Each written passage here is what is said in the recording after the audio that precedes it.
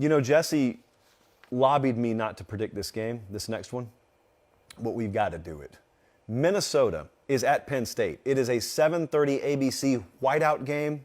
The whiteout matters. We'll talk about it in a second. There's a lot of negativity, believe it or not, around Penn State football. That's what happens when someone runs the ball for about a quarter to a half a mile on you like Michigan did.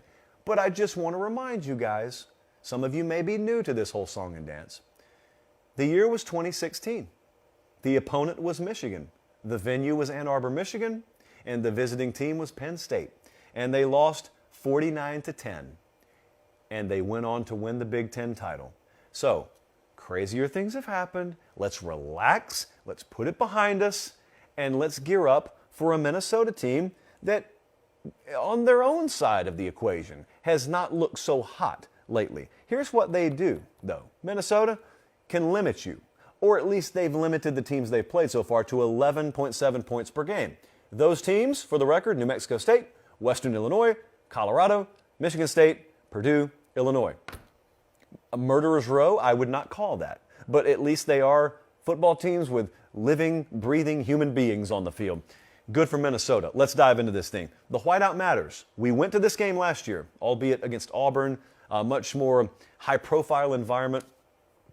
It matters, but look, producer Jesse, Penn State producer Jesse, I was talking to him today and I said, Jesse, and I just took truth serum and I put it in his neck. I said, tell me the truth. How important is the whiteout? How much is it going to matter here? And he said, look, we're coming off a loss. It's the first time we've played an unranked team in the whiteout since 2010. Minnesota's off a 2-game losing streak. Everyone knows Ohio State's on deck, and we just came off the Michigan game. He said something else to me, and then I summarized it as such. Producer Jesse thinks we may have one of those classic college football cola conundrums on our hands, and whomst amongst us hasn't been caught up in one of those before. And according to the way producer Jesse tells me it works, you pop the top, that's great, that's the whiteout. You take the field, opening drive, crowd is at full throat. But if you don't take advantage, and if the other guy works through that early storm, then the fizz dies down, and what you're left with is just Coke, or pop, as his people would call it.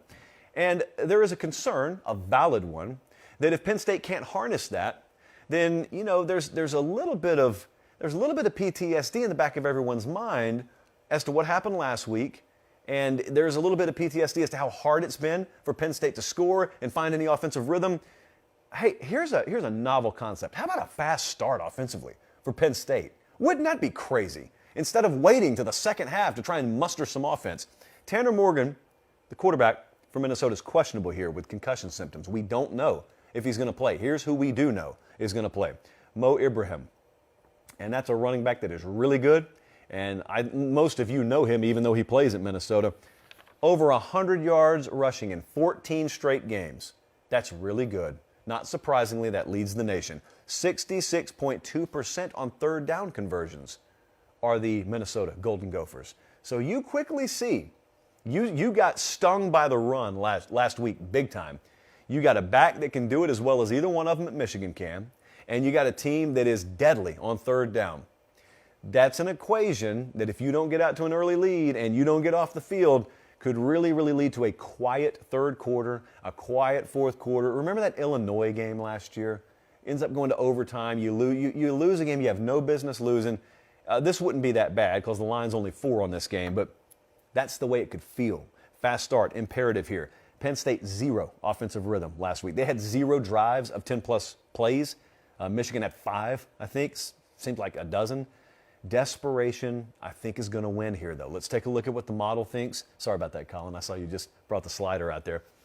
The line is 4. It's come down from 6, by the way. The line is 4. But the model disagrees. The model has Penn State winning this thing by 7.5. And you know what? Not only am I going to take Penn State to win, I'm going to take Penn State to cover. And you know what else? It's one of our best bets. We're going to take Penn State to win and cover, and we're going to put it at -4 on the Ramen Noodle Express. The odds as of this moment, tonight on Thursday, to win the Big Ten. Penn State's at +2,000. Illinois, for the record, is ahead of Penn State. Now, that has everything to do with the division they play in, obviously. But I can tell you now, I was joking earlier about what would happen if Bama lost, kind of joking. If Penn State loses this game, they're going to be a double-digit underdog at home against Ohio State next week. Bad energy around the Nittany Lions program. My advice, I mean, write this down if you want to, would be to win. That would be my advice. I hope you listen to every word there. Guys, thanks for watching Late Kick. Make sure to leave a comment. I love interacting with you. But most of all, please like the video and subscribe to the channel. That's how we keep all of this free.